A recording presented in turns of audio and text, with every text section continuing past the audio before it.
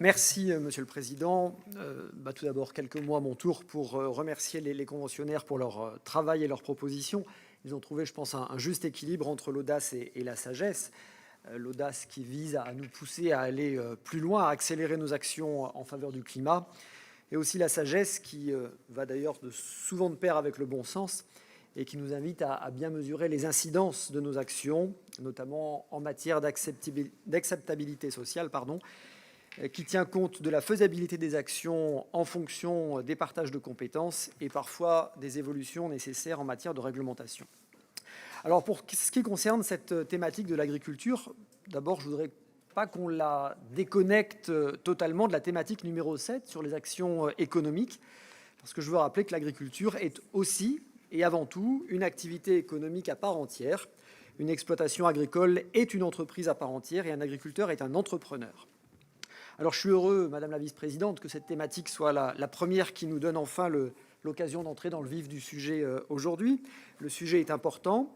Le premier levier d'action, la Convention l'a très bien pointé, c'est la question du foncier. C'est aussi le cas sur d'autres thématiques, on aura sans doute l'occasion d'y revenir plus tard. On connaît la tension foncière qui règne dans notre métropole, les conflits de priorité auxquels nous sommes confrontés en tant que maires quand il s'agit d'occupation des sols. Nous avons la nécessité de trouver du foncier pour les infrastructures et les équipements publics, pour le logement, pour les zones d'activité. Et il faut évidemment que nous accordions enfin une grande importance aux zones agricoles qui portent cette activité économique, et même bien plus que cela, puisque l'agriculture dans nos zones géographiques, c'est aussi un synonyme de production de proximité, de produits de qualité, vous l'avez dit, et de circuits courts. Et puis en matière d'aménagement du territoire, l'agriculture est aussi synonyme de zone de respiration sur des secteurs qui sont parfois très denses. Alors on voit naître dans certains pays des immeubles agricoles, et j'espère ici que nous partageons tous cette idée que c'est une aberration et une perspective à laquelle nous ne devons pas nous résigner.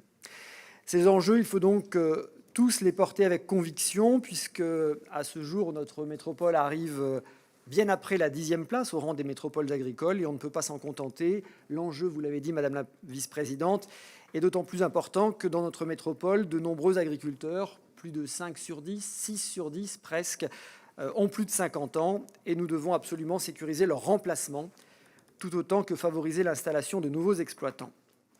Pour cela, il n'y a qu'une solution. Il faut sanctuariser les zones agricoles et développer les surfaces agricoles utiles. Et je fais bien la distinction entre les deux. Je parle bien de surfaces agricoles utiles parce que nous connaissons tous dans nos communes trop souvent des terres classées comme agricoles au PLUI, mais inexploitées, car les propriétaires ne souhaitent pas les mettre à bail dans l'espoir de les voir très vite devenir des zones urbanisables. C'est contre cette pression foncière, ce chantage foncier, que nous devons envoyer un message très clair. L'outil des PAEN est un très bon outil. Les périmètres de protection et de mise en valeur des espaces agricoles et naturels périurbains peuvent apporter un cadre très concret à notre action publique, venant compléter le SCOT et notre PLUI. 9 communes de la rive gauche du Drac et du piémont du Vercors travaillent actuellement, et je peux vous dire que nous aboutirons en ce sens d'ici la fin de l'année pour une véritable ambition de cohérence de territoire. Je veux également évoquer avec vous l'objectif, avec ces PAEN, d'obtenir une protection pérenne des zones agricoles sans limite de temps. Parce que chaque révision de nos documents d'urbanisme donne un espoir, et je crois qu'il faut envoyer un message encore une fois très clair. C'est à ce prix que nous enverrons ce message sans équivoque et que nous donnerons des perspectives d'avenir aux exploitants agricoles, en leur assurant l'avenir de pouvoir développer des filières de proximité de qualité. C'est d'ailleurs le sens des propositions de nos conventionnaires, et nous nous en félicitons. Ça ne doit pas faire oublier, je le répète, l'extrême tension foncière qui règne dans notre métropole. Peut-être que le législateur aurait été bien inspiré de créer l'équivalent des obligations SRU pour ce qui concerne les surfaces agricoles. C'est un peu l'objectif du ZAN, encore très imparfait. Un mot sur la proposition concernant la diminution de consommation de viande. Madame la vice-présidente, je suis heureux de voir que vous ne l'avez pas présentée comme prioritaire, prenant pas mal de précautions oratoires, évoquant le fait d'aborder la question en évoquant le moins et le mieux de viande. C'est bien tout l'objectif.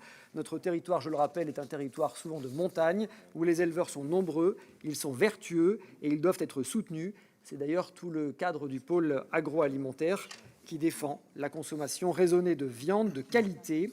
Notre soutien aux abattoirs du Fontanil, en ce sens, est essentiel et doit le rester.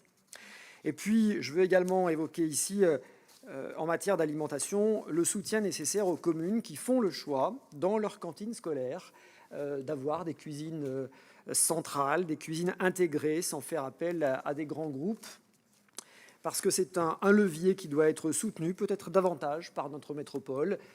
Sur nos territoires de la rive gauche du Drac, on est plusieurs communes, une dizaine de communes, à faire appel à la SPL Vercors Restauration. C'est compliqué, il ne faut pas se le cacher, c'est difficile de trouver des filières d'approvisionnement fiables, et je pense que la métropole doit nous aider, doit aider les communes qui font ce choix. Merci.